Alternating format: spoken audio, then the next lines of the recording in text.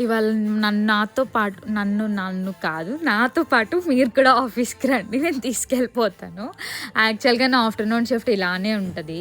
Cab అయినా call చేసి location పెట్టమంటే గానీ నాకు రెడీ అవ్వాలని తెలీదు. అదేంటో వింత. అదే టైంకి అషి కూడా వస్తది. దాన్ని తీసుకొచ్చి పైన పెట్టేసి నేను ఫుడ్ తీసుకొని ఇంకా కాల్స్ వస్తాయన్నమాట నాకు. మ్యామ్ వస్తున్నారా? ఇంకెంతసేపు?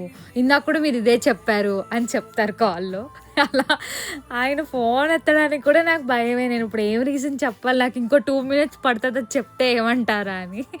అలా అదొక పెద్ద గోల. అలా ఆఫీస్‌కి చేరుకున్న తర్వాత కొంత వర్క్ చేసుకుంటాను. తర్వాత అట్లా మ్యాండేటరీగా వీడియోస్ తీసుకొని స్నాప్స్ పెట్టుకుంటాను.